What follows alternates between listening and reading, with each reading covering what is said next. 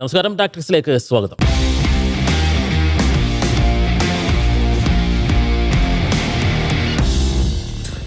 അതിഗംഭീരമായിട്ടുള്ള മത്സരങ്ങൾ ഓരോ ദിവസം കഴിയുമ്പോഴും ഓരോ മത്സരം കഴിയുമ്പോഴും നമ്മൾ പറയുന്നു ഇതാണ് ഈ ലോകകപ്പിലെ ഇതുവരെ കണ്ട ഏറ്റവും മികച്ച മത്സരമെന്ന്. പക്ഷേ ഇന്നലെ നടന്ന കേപ്പ് വെർദോ സ്പെയിൻ മത്സരത്തോടു കൂടി അതിനൊരു സംശയം ഉണ്ടായിരിക്കുകയാണ്. അതിനൊരു തർക്കമില്ലാത്ത രീതിയിലേക്ക് മത്സരം മാറുന്നുണ്ടോ, ആ തെരഞ്ഞെടുപ്പ് മാറുന്നുണ്ടോ എന്നതാണ് ചോദ്യം.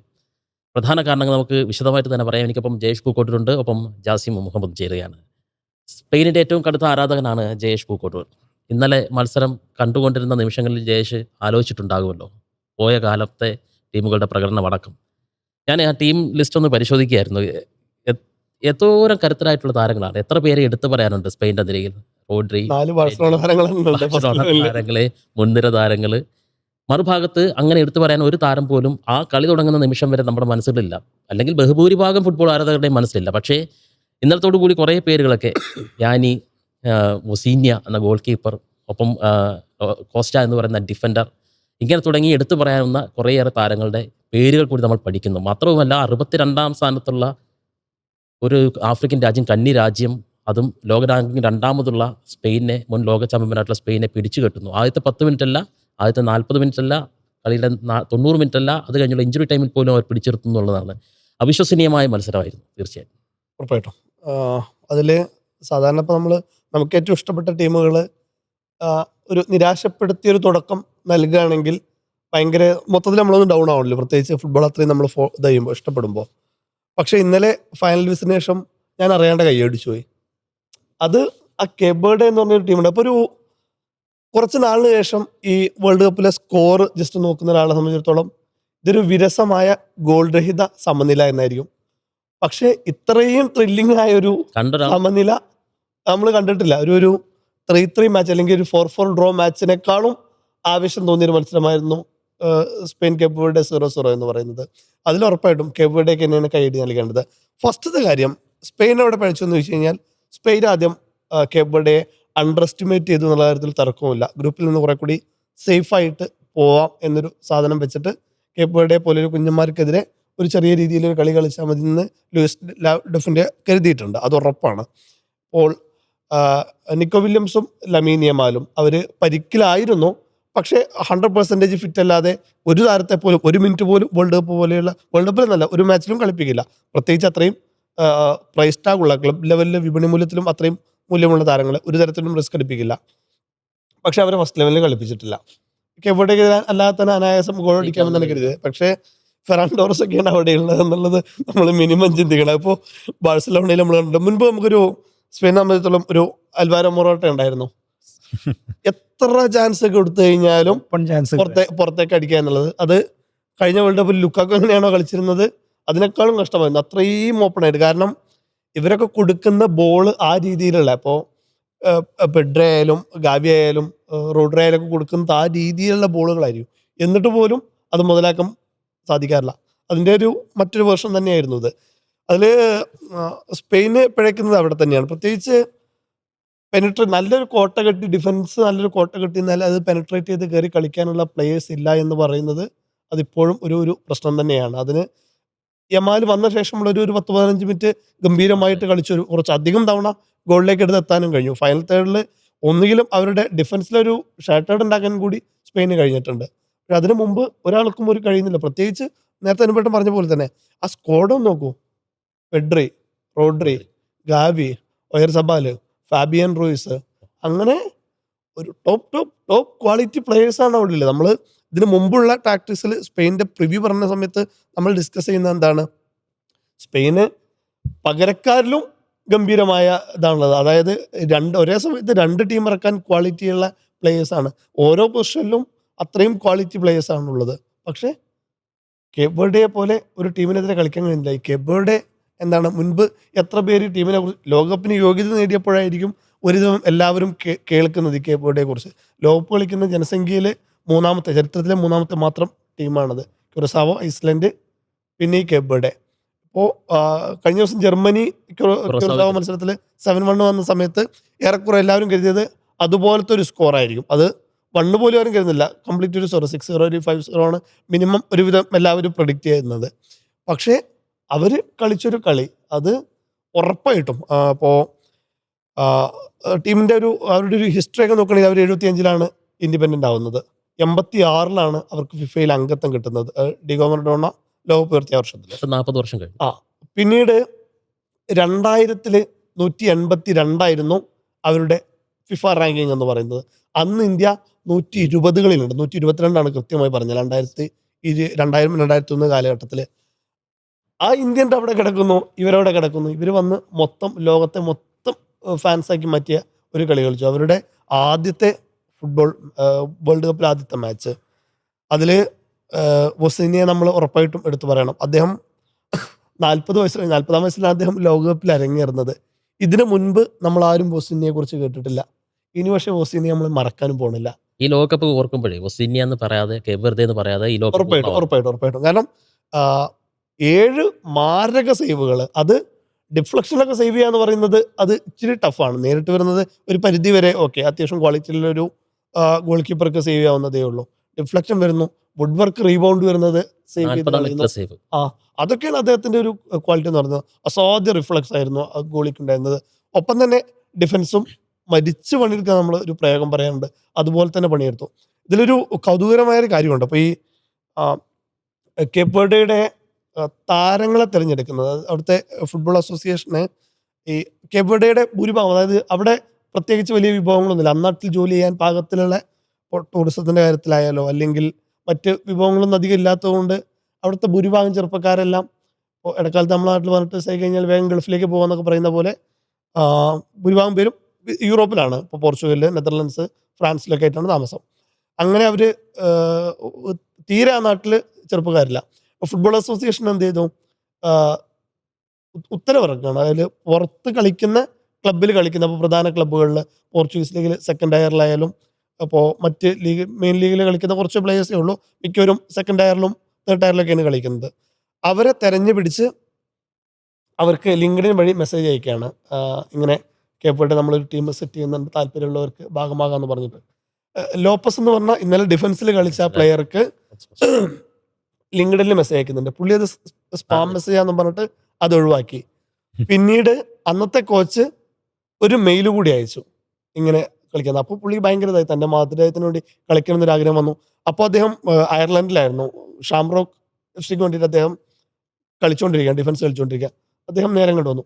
അങ്ങനെയാണ് അവർ പ്ലെയേഴ്സിനെ കോർഡിനേറ്റ് ചെയ്ത് ഒരു ടീം സെറ്റ് ചെയ്യുന്നത്. അവിടെ നിന്ന് വന്നിട്ട് ആ ടീം വേൾഡ് കപ്പിലെ ഫസ്റ്റ് മാച്ച് കളിച്ച കളിയാണത്, അതും സ്പെയിനെതിരെ.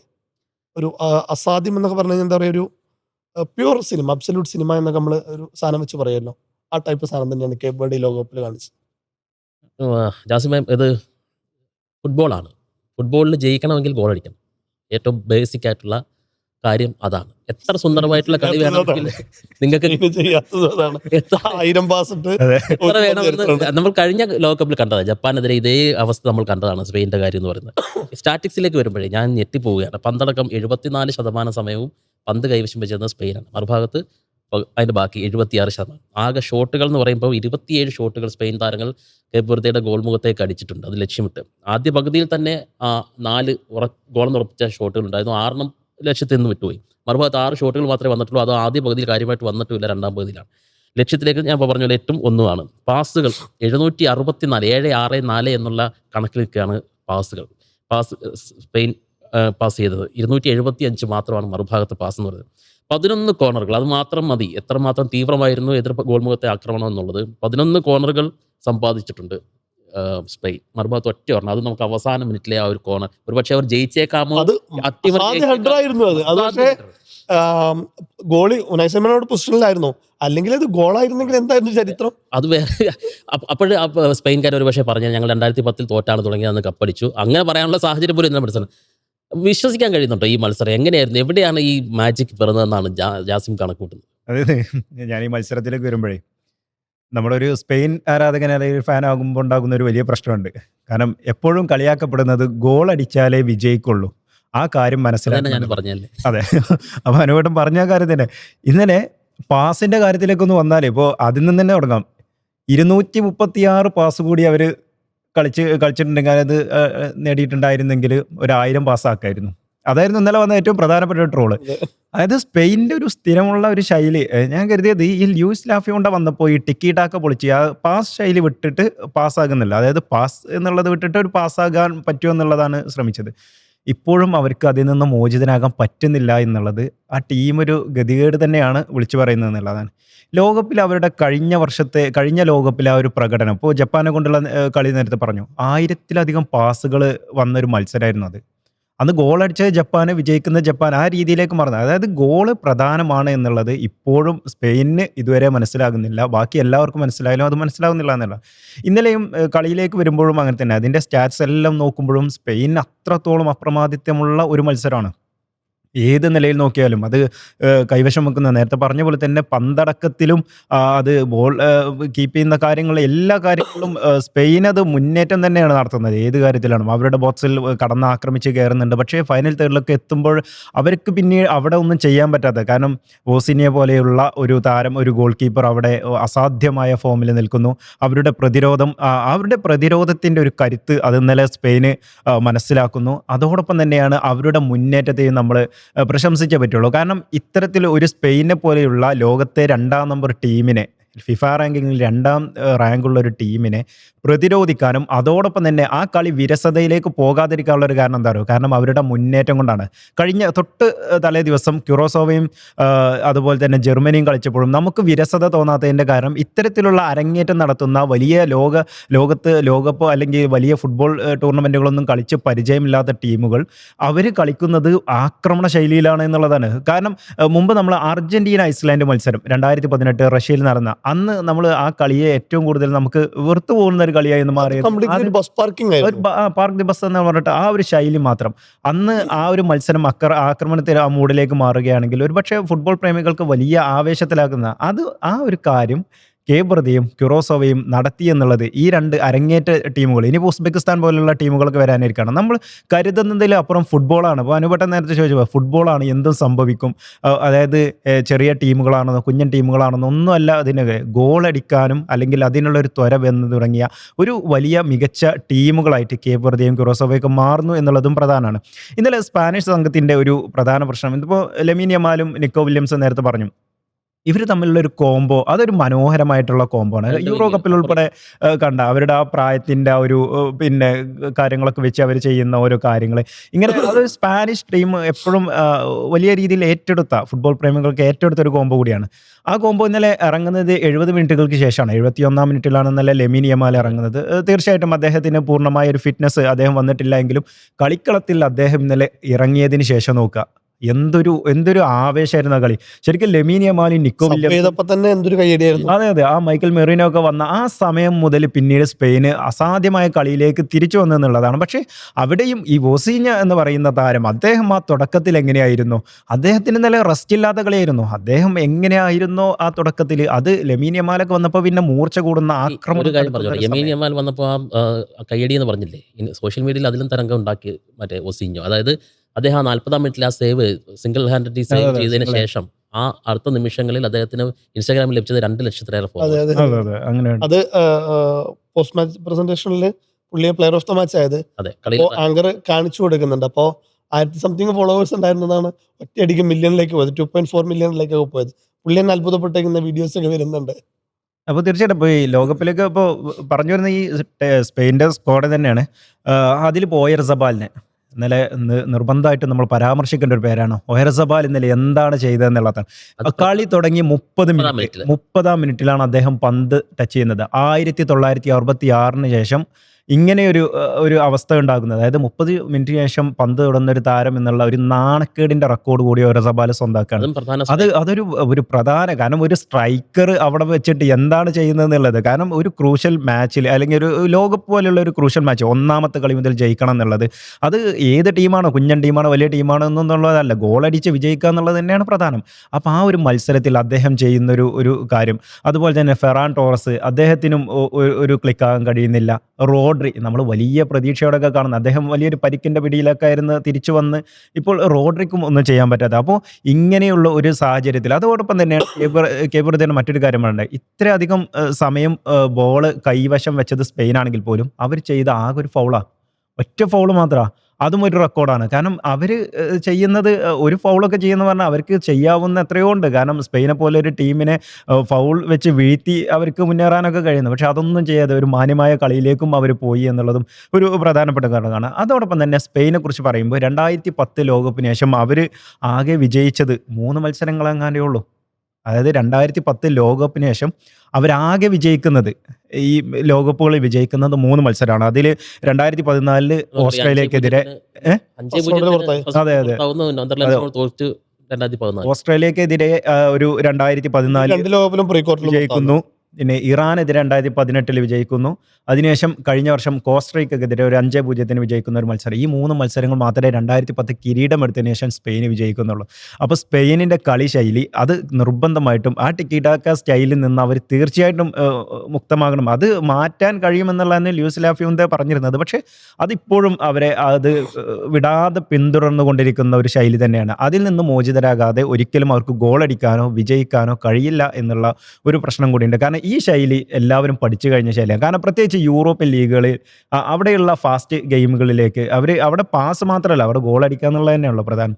ഇപ്പോൾ പ്രത്യേകിച്ച് കേപ്പ് വെർദെ പോലെ ജയശേട്ടൻ നേരത്തെ പറഞ്ഞ പോലെ അവരൊക്കെ യൂറോപ്യൻ ലീഗുകൾ കളിക്കുന്നല്ലോ. യൂറോപ്പിൽ ഏത് ഒരു 2ാം ഡിവിഷൻ ആണെങ്കിൽ പോലും അത്രയും മാത്രമാണ് ലാ ലീഗ കളിക്കുന്നത്. ബാക്കി എല്ലാവരും തുർക്കിഷ്, പോർച്ചുഗൽ ലീഗ്, റഷ്യൻ ലീഗിൽ കളിക്കുന്നവരുണ്ട്, പോർച്ചുഗീസ് ലീഗിൽ പക്ഷെ കളിക്കുന്നവരുണ്ട്. അവിടെയൊക്കെ നല്ല ഗെയിമുകൾ വരുന്ന ഒരു ലീഗ് കൂടെയാണ് ഈ പറയുന്ന ലീഗുകളെല്ലാം. അപ്പോൾ അത്തരത്തിലുള്ള ടീമുകളൊക്കെ അപ്പോൾ ഇങ്ങനത്തെ ടീമുകളൊക്കെ വരുന്നതും അതൊരു പ്രതീക്ഷയുള്ള കാര്യമാണ്. സ്പെയിൻ അതിനനുസരിച്ച് ഇനി കളി മാറ്റിയില്ലെങ്കിൽ ഇനി വരാനിരിക്കുന്ന മത്സരങ്ങൾ ക്രൂഷ്യലാണ്.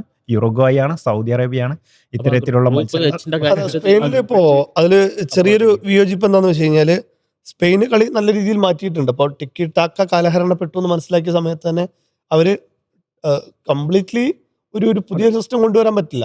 കാരണം ഇന്നലെയും കണ്ടു, അവരുടെ ടിക്കറ്റ് ഇന്നലെയും കണ്ടു. ആ ഒരു ലെവൽ തന്നെ കളിക്കുന്നത്. അതിൽ ചെറിയ അഡീഷൻ വരുത്തിയിട്ടാണ് അവർ മാറുന്നത്. പക്ഷേ സ്പെയിന് നിലവിലെ യൂറോ ജേതാക്കളാണ്. 2024 യൂറോ സ്പെയിനാണ് അടിച്ചിട്ടുള്ളത്.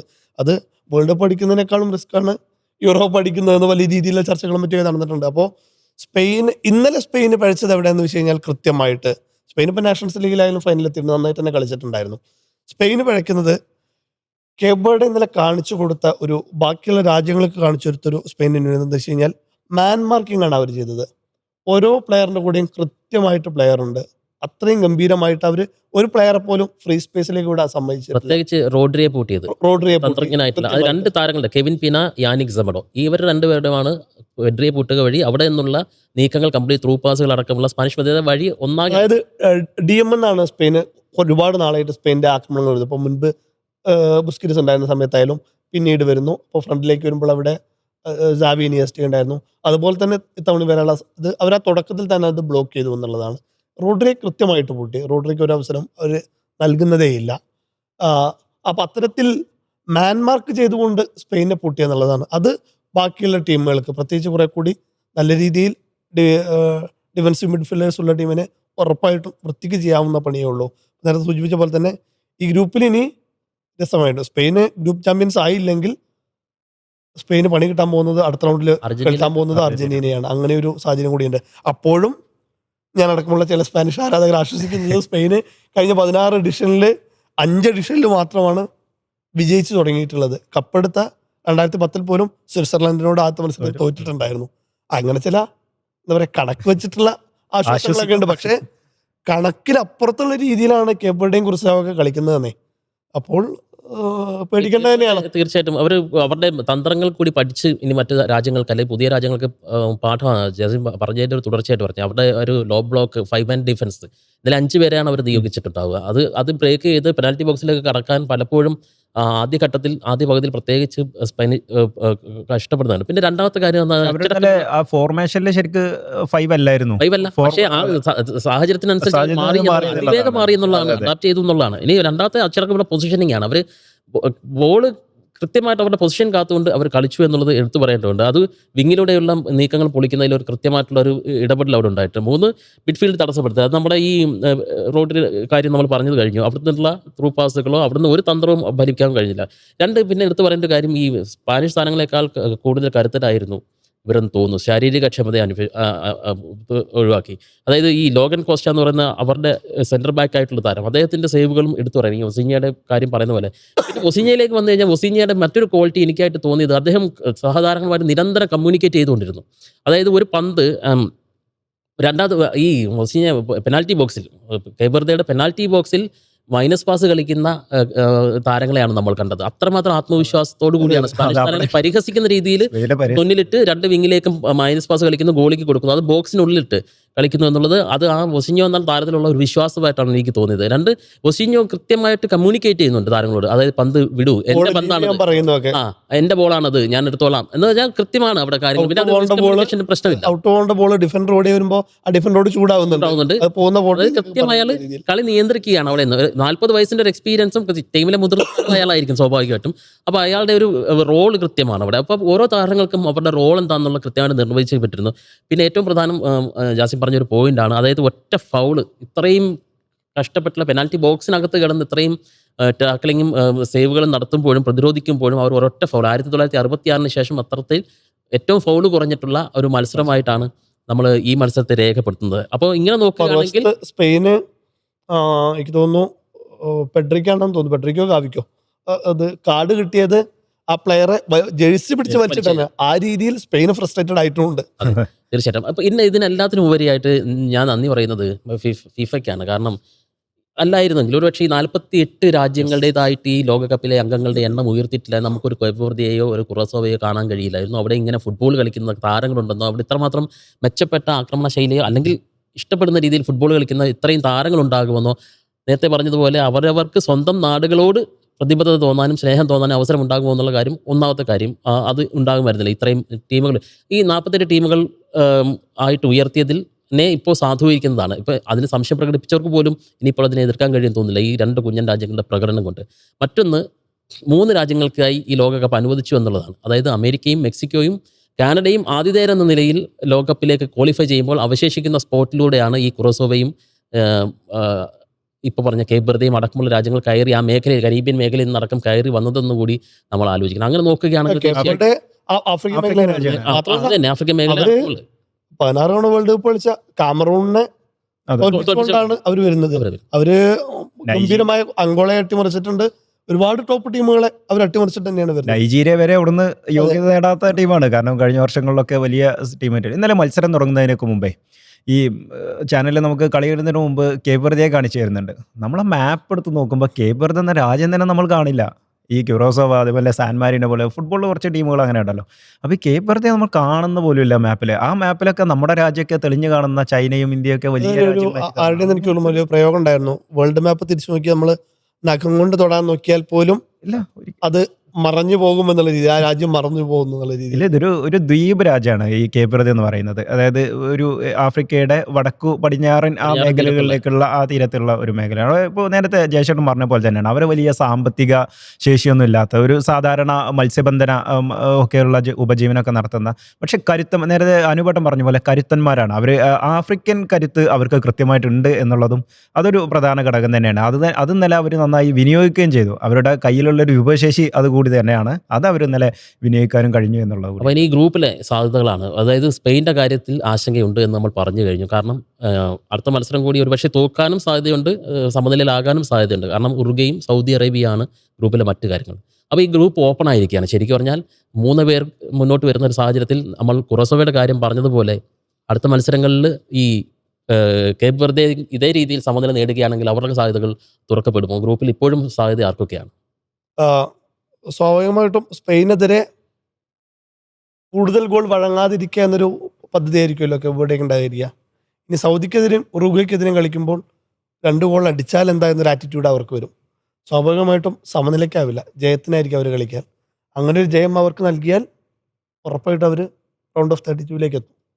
ഇപ്പോൾ ആ ഗ്രൂപ്പ് ഇപ്പോൾ നോക്കുമ്പോൾ 4 ടീമിനും ഓരോ പോയിന്റ് വീതമാണ്.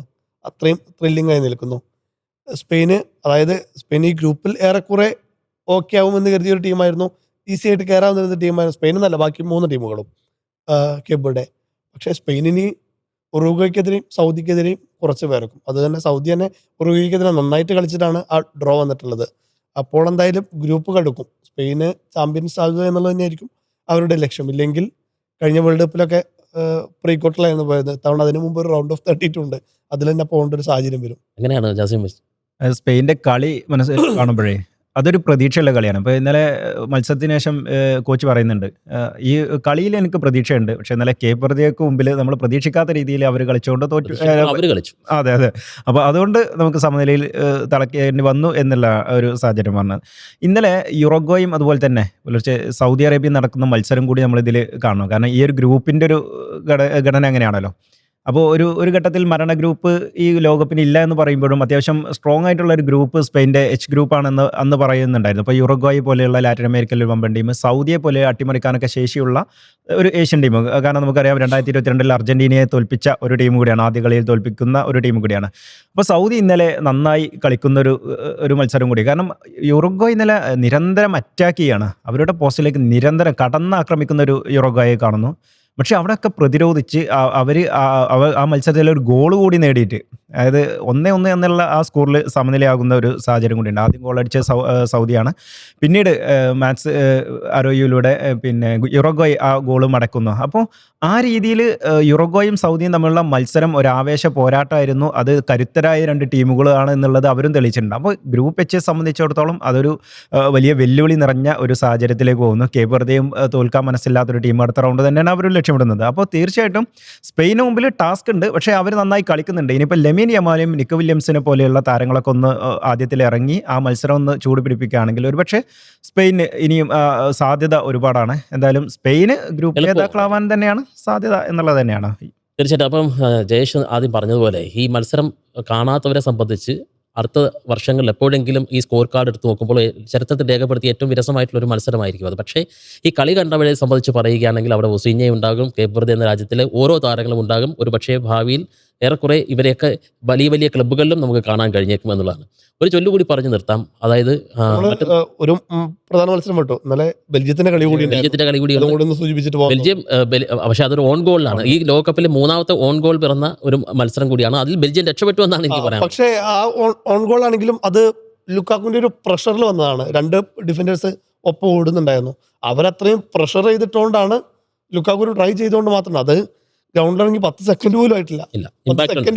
കഴിഞ്ഞ ലോകകപ്പിൽ അമ്പേ പാളിപ്പോയ താരമാണ് ലുക്കാക്കു. ഇത്രയധികം വിമർശനങ്ങൾ ഏറ്റുവാങ്ങിയ താരമില്ല. അദ്ദേഹം ഒരു ഇഞ്ചുറിക്കേഷൻ വന്നത്. ലീഗിൽ തന്നെ അദ്ദേഹം ആകെ 5-6 മത്സരം മാത്രമാണ് കളിച്ചിട്ടുള്ളത്. പിന്നീട് ഇപ്പോൾ സബ്സ്റ്റിറ്റ്യൂട്ട് ആയി വരുന്ന നിർണായക മത്സരം, അതിലും ഡൗൺ ആയി നിൽക്കുന്ന സമയത്ത് വന്ന് ഒരു തുടക്കം ഫസ്റ്റ് ടച്ച് തന്നെ നേരെ അദ്ദേഹത്തിന്റെ ഒരു എഫേർട്ടിന്റെ പുറത്ത് ഒരു ഗോൾ വരാൻ കഴിഞ്ഞു എന്നുള്ളത് വലിയ കാര്യം തന്നെയാണ്. പക്ഷെ അപ്പോഴും ബെൽജിയത്തിന്റെ പോരായ്മകൾ ഒരുപാടുണ്ട്. പ്രത്യേകിച്ച് മിഡൊന്നും വേണ്ട രീതിയിൽ വരുന്നില്ല. ഡിബ്രോയിൻ ഇടയ്ക്കൊക്കെ ഒന്ന് ഒളിഞ്ഞും തെളിഞ്ഞൊക്കെ അത് ബാറിൽ തട്ടി തെറിച്ചു. ഒരു ഫ്രീ കിക്ക്, നല്ലൊരു ഫ്രീ കിക്ക് ഉണ്ടായിരുന്നു. മറുവശത്ത് ഈജിപ്ത് ഗംഭീരമായിട്ട് കളിച്ചു. അവരുടെ ഫസ്റ്റ് ലീഡും കിട്ടി. സലയുടെ ഒരു പാസിൽ നിന്നായിരുന്നു ആ ഗോൾ വന്നത്, അഷോറിന്റെ ഗോള്. അത് എനിക്ക് തോന്നുന്നു കുർട്ടോയുടെ ഒരു പൊസിഷനിങ്ങും പ്രശ്നം ഉണ്ടായിരുന്നു. അദ്ദേഹത്തിന്റെ ഒരു പൊസിഷനിങ്ങും പ്രശ്നം ഉണ്ടായിരുന്നു. അത് അപ്പം ഗ്രൂപ്പ് സമനിലകളുടെ മത്സരം കൂടിയാണ് നമ്മൾ കാണുന്നത്. സമനിലകളെ പറ്റിയിട്ടാണ് പറഞ്ഞുകൊണ്ടിരുന്നത്. അതായത് ഭാവിയിൽ എപ്പോഴെങ്കിലും ഈ സ്കോർ കാർഡ് എടുത്ത് നോക്കുമ്പോൾ നമ്മൾ വിചാരിക്കും ഇതൊക്കെ എന്തൊരു വിരസമായ കളിയായിരുന്നു, ഗോളില്ലാത്ത കളികളായിരുന്നു എന്ന്. പക്ഷേ അവിടെയൊക്കെ ഓർക്കേണ്ട ഒരു കാര്യമുണ്ട്. ആ 0-0 അല്ലെങ്കിൽ 1-1 കാണുമ്പോൾ അതിന് പിന്നിൽ ഒരു പ്രതിരോധ നിരയുടെയും ഒരു ഗോളിയുടെയും അസാമാന്യ പ്രകടനങ്ങൾ ഉണ്ടായിരുന്നു എന്ന് പോലും നമ്മൾ അപ്പോഴും ഇനിയുള്ള സ്കോർ കാർഡുകൾ, സമനില സ്കോർ കാർഡുകൾ കാണുമ്പോൾ ആലോചിക്കേണ്ടതുണ്ട്. ഒരു ചൊല്ലുകൂടി പറഞ്ഞു നിർത്താം. അതായത് ഗോൾ അടിക്കുന്നവൻ വിജയികളാകുമ്പോൾ ഗോൾ തടുക്കുന്നവൻ ചരിത്രം കുറിക്കുകയാണ്. ഇത് ഫുട്ബോളിലെ ഏറ്റവും പ്രശസ്തമായിട്ടുള്ള, ഏറ്റവും ചർച്ച ചെയ്യപ്പെടുന്ന ഒരു ചൊല്ലാണ്. അതാണ് ഇന്നലെ കേപ്പ് വെർദെ സ്പെയിൻ മത്സരത്തിൽ കണ്ടത്. ഇനിയും ഇത്തരത്തിലുള്ള പ്രകടനങ്ങൾ നമ്മൾ പ്രതീക്ഷിക്കുകയാണ് ഈ ലോകകപ്പിൽ. ഓരോ മത്സരം കഴിയുമ്പോഴും ഏതാണ് ഏറ്റവും മികച്ചതെന്ന കാര്യം സംശയത്തിലാക്കുന്ന തരത്തിലുള്ള പ്രകടനങ്ങൾ. അപ്പോൾ വരും മത്സരങ്ങൾക്കായി കാത്തിരിക്കാം.